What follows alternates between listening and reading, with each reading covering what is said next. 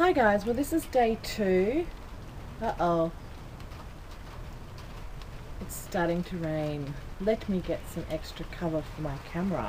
Hi guys, well it's day 2 for me on my 365 day challenge, and it's extremely hot here, but the heavens have just opened up. So I'm getting wet right now, but what I wanted to talk to you about, if you can hear me over the rain, was that I have a new place in my headspace at the moment. I know that sounds a little bit weird, but I've been through a lot in the last 12 months, looking after my grandfather and some projects that I've been working on, and just going through that whole recovery process after my, I guess, a traumatic time in my life. And I just felt that this year was a year to do something positive and to be positive. And you know, it's raining on me when I wanted to do my video, but I don't care. I'm just going to go with the flow and be happy, and that's it. You know what I mean? I guess the biggest thing I wanted to talk to you today about is positivity, isn't it? Positivity-ness. I've noticed that when you surround yourself with positive people and people who are energetic and going places, then you tend to be positive, energetic and going places. And I guess one of the hardest things for me over the years is I've had clinical depression before. I had it for about 4 years. I was suicidal, and I'm out of that now, so pray, you know, that's just such a relief for me, and just growing and learning, and you know what I mean.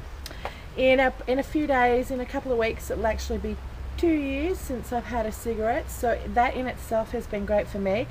And I'm actually wearing a dress. You probably can't really see, but I'm wearing a dress. Now, I bought this dress last year at Christmas because I had a broken arm. I actually broke this wrist in 3 different places right here on my wrist, and I really couldn't wear anything. And I bought this this dress, which goes all the way to my ankles, because it was really hot last year, and needless to say, it's really hot this year. Well, last year when I wore this top, I actually had to wear a top over it. This dress, because I had to wear a top over it because I put on so much weight that I hung out everywhere in my dress. So it was really quite, I couldn't go out in public in it or anything like that, because yeah, it was really, I couldn't stay in the dress, let's just say that. So I'm really excited this year that I can wear the dress. I've still got a long way to go on my journey, but I'm getting there. I'm changing this, and changing this changes this, changing this changes this, and actions. That's my little thing, you know. I believe if I change the way I think, then I'll change the way I think about things and feel, and you know, my heart space and my brain are all connected. And once I fix that, what I eat and the amount of exercise will change. Already it's changing. There's things that I'm doing now that I didn't do before. But what's your tip for staying positive? I find it really difficult when I'm under stress and under pressure to maintain my happiness, basically, to realize that not everybody is going to like me, and to try to work through, excuse me neighbor, what a rude neighbor making noise in my video. Anyway, one of the biggest things is when miscommunication occurs, and I can be very clear and direct and, you know, very saying it exactly how it is, not implying, not you know, mincing my words, that sort of thing. But I've learnt now to do that in such a way where I'm not blaming the other person, and I'm not having a go at them, and I'm not saying they're stupid or there's anything wrong. I don't even need to be negative. But what I'm finding is that I'm getting negativity back. You know, I'm just getting wave after wave after wave. And no matter how much I explain the situation to go, this is how it is, I never said that, and this is what's going to happen. Even when I had multiple conversations like this with several different people, where, you know, they didn't seem to understand what I was saying, it got really frustrating. I was forever going, okay, this is what happened, this is what I said, this is what I did, this is what you thought happened, but that's not what happened. I started thinking, oh, it's me. It's got to be me. Got to be me, you know?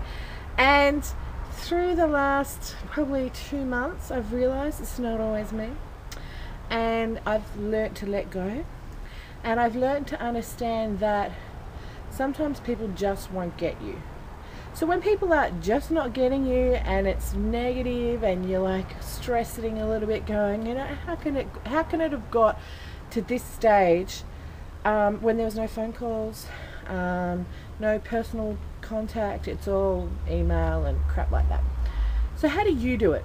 Because for me, I've had to step back from myself and from what I've been doing, and to realize that that person's in their place and I'm in my place, and we have a difference of opinion, and that's okay. That's perfectly fine and perfectly normal.